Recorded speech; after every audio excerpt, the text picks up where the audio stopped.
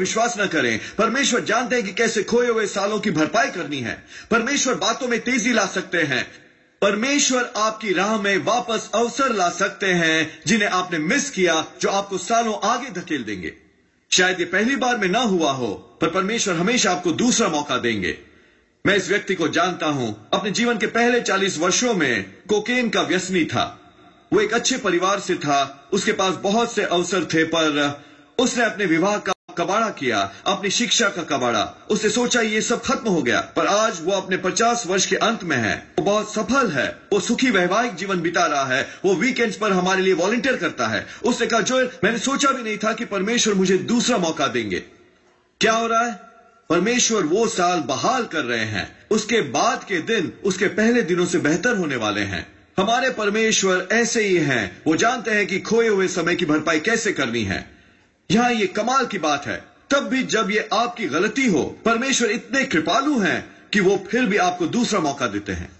आप चिंता करना क्यों नहीं छोड़ देते कि आपने क्या खोया है और कैसे आप वहां नहीं है जहां आपको होना चाहिए, और कहें, प्रभु, मेरा विश्वास है कि आप उन सालों को बहाल कर सकते हैं जो मैंने गंवाए हैं, जबकि मैं जानता हूं ये मेरी गलती थी।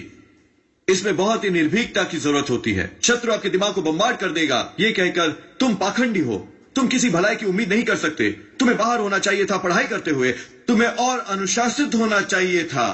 नहीं, अनुग्रह इसी के विषय में तो है।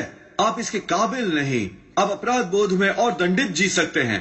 जब आप इसे झाड़ देते हैं और कहते हैं, प्रभु, मैं निडरता से आपके सिंहासन के पास आ रहा हूं, इसलिए नहीं कि मैं परफेक्ट हूं, क्योंकि आपके पुत्र ने मुझे कामयाब बनाया है। प्रभु, मैं आपसे मांग रहा हूं कि आप समय को मोड़ दें और आप मुझे वो हर मौका दें जो मैंने खोया है। देखिए, परमेश्वर प्रभावित नहीं होते जब हम में वो कमजोर, अयोग्यता, बेचारगी की मानसिकता होती है। मैं किसी भलाई के काबिल नहीं, मैंने बहुत ही गलतियां की हैं। नहीं, परमेश्वर बहाल करना चाहते हैं। वो दया से भरे हैं, पर आपको सही रवैया अपनाना होगा। और आप में से कुछ ने अपने सपनों को त्याग दिया है, ये सोचते हुए कि जो साल आपने अपने पहले विवाह में बर्बाद किए हैं, कैसे आपने काफी समय नहीं बिताया अपने बच्चों के साथ, कैसे किसी ने आपको ठेस पहुंचाई। नहीं, खुद को दोष देना बंद करें, दूसरों को दोष देना। परमेश्वर अभी भी आपको वहां ले जा सकते हैं जहां आपको होना चाहिए। वो जानते हैं कि कैसे सालों को बहाल करना है। हमारी बेटी अलेक्जेंड्रा 2 महीने की थी जब मेरे पिता प्रभु के पास चले गए। उस दौर में डैड डायलिसिस पर थे और मैं उन्हें क्लिनिक ले जाया करता था और उन्हें वापस लाया करता था। ये बहुत ही बिजी समय था। फिर 2 महीने बाद डैडी की मृत्यु हो गई। हमारी पूरी दुनिया ही बदल गई। हम इस नई स्थिति में धकेल दिए गए। मैं अपनी पूरी कोशिश कर रहा था बस अपने काम को पूरा करने के लिए। मुझे सचमुच याद नहीं अलेक्जेंडर के जीवन के पहले कुछ वर्ष इतनी अच्छी तरह से। हम ऐसे बदलाव के दौर में थे। मैं सीख रहा था कि प्रभु सेवा कैसे करनी है। एक दिन हम उसके बचपन की तस्वीरें देख रहे थे और मैंने महसूस किया कि मुझे वही यादें याद नहीं उसके जीवन के पहले कुछ वर्षों का, जैसे मुझे जॉनथन की याद है। बस दबी सांसों में, तकरीबन सहानुभूति पूर्वक मैंने कहा, प्रभु, मैं आपसे मांग रहा हूं कि आप उन वर्षों को बहाल करें जो मैंने गंवाए हैं। मैं इतना व्यस्त था और दूसरी बातों में ही पूर्वमग्न था। उस समय अलेक्जेंड्रा 6 साल की थी और ऐसा लगा जैसे उस समय के बाद से वो बस यही चाहती थी कि मेरे साथ रहे अपने पिता के। वो चाहती थी कि वो बैकयार्ड में जाए और मैं उसे खेलता हुआ देखूं, कार्टव्हील घुमाते हुए, या इसके कि वो अपनी सहेलियों के साथ खेलें। कई बार मुझे इससे छुट्टी की जरूरत होती। मैं कहता, अलेक्जेंड्रा, क्या तुम श्योर हो तुम अपने कजिन्स के साथ खेलना चाहती हो कि नहीं? तुम श्योर हो तुम अपनी दोस्तों को बुलाना नहीं चाहती? वो कहती, नहीं डैडी, मैं बस आपके साथ रहना चाहती हूँ। अब वो 14 साल की हो गई है। हम अभी भी पक्के दोस्त हैं। वो दिन के दौरान घर पर आती है और मेरे गिर्द बाहें डाल देती है। हम हंसते हैं, बातें करते हैं, काफी मजा करते हैं। वो विक्टोरिया की तरह मुझसे अपने हाथ दूर नहीं रख सकती। और आपको पता है ये क्या है? ये विशफुल थिंकिंग है। जो असल में क्या है वो है परमेश्वर वो साल बहाल करते हुए। वो परमेश्वर है समय लौटाते हुए। आप क्यों नहीं परमेश्वर से मांगते कि वो कोई अवसर बहाल करे जो आपने गंवा दिया था? आप उनसे किसी संबंध को बहाल करने को क्यों नहीं कहते जो वैसे नहीं जैसे होना चाहिए था? परमेश्वर जानते हैं कि वर्ष कैसे बहाल करते हैं। 2 राजाओं अध्याय 8, वहां एक कहानी है एलाइशा के बारे में। ये औरत उसकी अच्छी दोस्त थी और उसका पुत्र मर गया और एलाइशा ने आकर उसके लिए प्रार्थना की और वो लड़का वापस जिंदा हो गया। बाद में वहां देश में बहुत बड़ा अकाल पड़ा था। एलीशा ने इस औरत से कहा कि उसे किसी और शहर में जाना होगा क्योंकि यहां भोजन की कमी होने वाली है। तो फिर वो वहां से चली गई और फिलिस्ती देश में चली गई। 7 साल बाद जब अकाल खत्म हो गया, वो इतने उत्साहित थी वापस आने के बारे में, और जब वो वहां आई उसे पता चला कि कोई और उसके घर में रह रहा है, उसके खेत जोत रहा है, उसकी जमीन जायदाद पर पैसे बना रहा है। वो विश्वास न कर सकी। उसे कहा, तुम यहां क्या कर रहे हो? ये मेरा घर है, ये जगह मैंने बनाई है। वो हिले नहीं, वो वहां से जा ही नहीं रहे थे। उसे पता नहीं था कि वो क्या करे। उसने राजा से मिलने का फैसला किया। अब वो राजा परमेश्वरीय व्यक्ति नहीं था, उसका उसके साथ कोई संबंध भी नहीं था, उसे पता भी नहीं था कि वो उससे मिलेगा भी या नहीं। पर जब वो वहां पहुंची तो हुआ कुछ यूं कि गहेजी, जो एलीशा का सहायक हुआ करता था, वो वहां आया हुआ था राजा से मिलने। राजा बहुत उत्सुक था नबी एलीशा के बारे में। उसने गहेजी से कहा कि वो उन्हें कोई कहानी सुनाए उन चमत्कारों के बारे में जो एलीशा ने किए थे। गहेजी ने कहानी सुनानी शुरू की उस नन्हे बालक के बारे में जो मर गया था और कैसे एलीशा ने प्रार्थना की और वो वापस जीवित हो गया। जब वो ये बता रहा था, बिल्कुल सही क्यू पर यह औरत कमरे में दाखिल होती है। गहेजी हैरान रह गया। उसे कहा, हे राजा, ये वही औरत है जिसके बारे में मैं बात कर रहा था। ये उसका पुत्र था जो वापस जीवित हुआ था। राजा ने कहा, क्या यह सच है? उसे कहा, बिल्कुल सच। राजा इतना प्रभावित हुआ न केवल उस चमत्कार द्वारा, पर इस तथ्य से कि वो औरत वहां बिन बुलाए आ गई थी, बिल्कुल क्यू पर। उसने उस महिला से कहा, मोहतरमा, मैं आपके लिए क्या कर सकता हूं? उसने अपनी परिस्थिति सुनाई और ये कि कैसे वो 7 साल के लिए चली गई थी, अब वो वापस घर लौटी लेकिन कोई और रह रहा है। उस राजा ने कहा, कोई समस्या नहीं, मैं उसे संभाल लूंगा।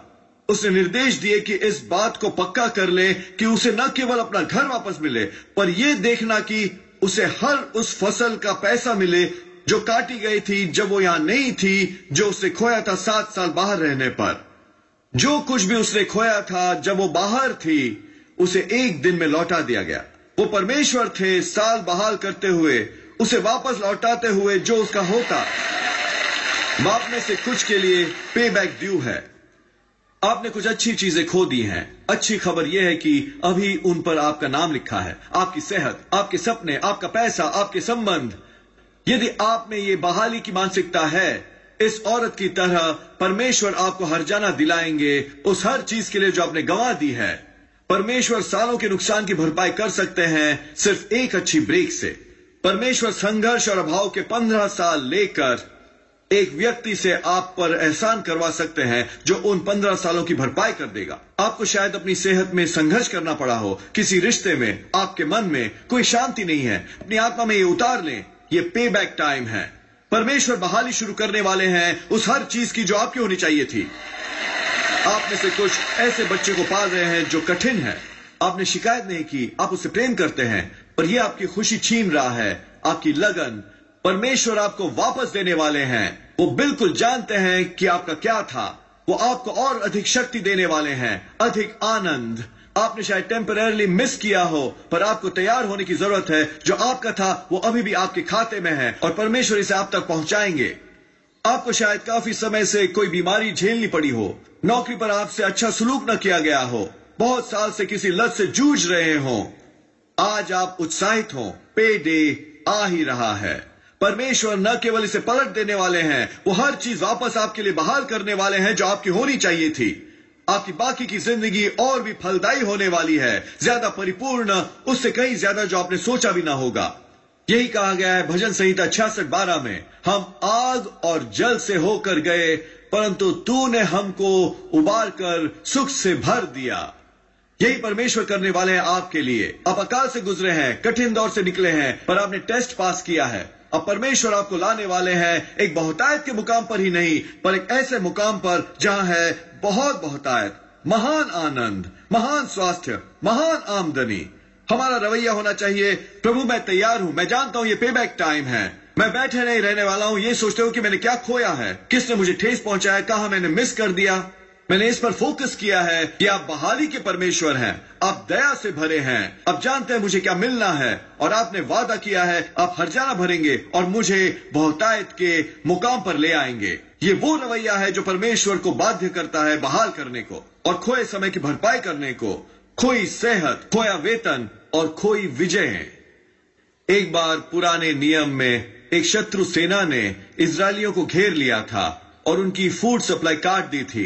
इजरायली ऐसी ऐसी चीजें खा रहे थे जो सोची भी नहीं जा सकती थी। कुछ और दिन जाते तो वो यकीनन भूखमरी से मर जाते। नबी एलीशा वहां आया और कहा, कल इसी समय तक यहां इतना ज्यादा भोजन होगा कि तुम ब्रेड खरीद सकोगे सिर्फ 1 पेनी में। राजा के असिस्टेंट ने कहा, एलीशा तुम क्या बात कर रहे हो? क्या तुम्हारा दिमाग खराब हो गया है? यदि परमेश्वर स्वर्ग की खिड़कियां खोल भी दे तो भी ये नहीं होगा। गौर करें, परमेश्वर ने कहा था बहाली आ रही है। ये कहीं जल्दी होगा जो तुम सोचते हो, ये उससे कहीं बढ़कर होगा जो तुम कल्पना करते हो। तुम एक बहुतायत के मुकाम पर आओगे। पर वो असिस्टेंट स्वाभाविक दृष्टि से देख रहा था।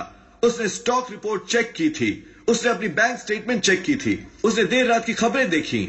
यह असंभव है, यह किसी तरह भी नहीं हो सकता।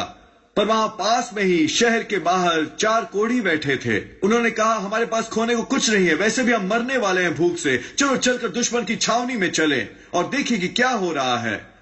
जब वो चलने लगे, परमेश्वर ने उनके कदमों की आहट को कई गुना बढ़ा दिया। वो ऐसे लग रहे थे जैसे एक बड़ी सेना आ रही हो। शत्रु की सेना डर गई और भाग खड़ी हुई, अपना भोजन छोड़ दिया और आपूर्ति से भरी वो पूरी छावनी छोड़ दी।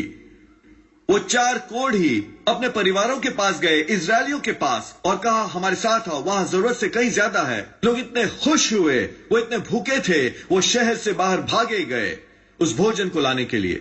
उसका असिस्टेंट जिसने कहा था ये नहीं होगा, वो उस फाटक पर नियंत्रण कर रहा था। जब लोग इतनी तेजी से भाग रहे थे, वो उनके पांव के नीचे कुचला गया और वो मर गया। उसने कहा था ये कभी नहीं होगा और उसके लिए वो पूरी तरह सही था। ये कभी नहीं हुआ। परमेश्वर आज कह रहे हैं वो बहाल करेंगे जो चुरा लिया गया था, वो वापस करेंगे जो आपने खो दिया था। वो आपको बहुतायत के मुकाम पर लाने वाले हैं। अब ये रही मेरी चुनौती, इस व्यक्ति की तरह न बने। मैं नहीं देख सकता कि कैसे होगा, मुझे कभी कोई अच्छी ब्रेक्स नहीं मिलती, मैंने बहुत बर्दाश्त कर लिया। ये आपको परमेश्वर के सर्वोत्तम से दूर रखने वाला है। आप में बहाली की मानसिकता होनी ही चाहिए। प्रभु मैं सहमत हूं, ये पे बैक टाइम है। मैं आपका धन्यवाद करना चाहता हूं मेरा स्वास्थ्य बहाल करने को, वो शांति, वो खुशी, मेरे रुपए पैसे, वो धारणा, हर चीज जो मेरी है। इससे परमेश्वर काम पर लग जाते हैं। आप में से कुछ ने अपना विचार छोड़ दिया, जो आप पर गुजर रही है उसने आपको निराश किया है। पर आज एक नया दिन है, विश्वास बढ़ रहा है, गढ़ तोड़ दिए जा रहे हैं, अनुग्रह आ रहा है, क्योंकि आपकी बहाली की मानसिकता है। परमेश्वर न केवल वो बहाल करेंगे जो चुरा लिया गया है, पर मैं विश्वास और ऐलान करता हूं कि आप बाहर आएंगे और सशक्त, उन्नत, बड़े हुए, सेहतमंद, बुद्धिमान। आप एक बहुतायत के मुकाम पर आ रहे हैं यीशु के नाम पर। यदि आपने ग्रहण किया तो कहिए आमीन।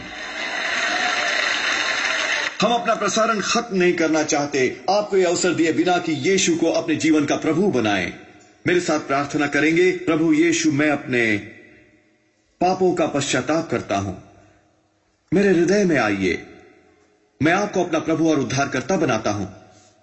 ये साधारण सी प्रार्थना करके आप नए सिरे से जन्म ले चुके एक बाइबल आधारित चर्च में आइए। परमेश्वर को पहला स्थान दीजिए, वो आपको कमाल की जगहों पर पहुंचाएंगे।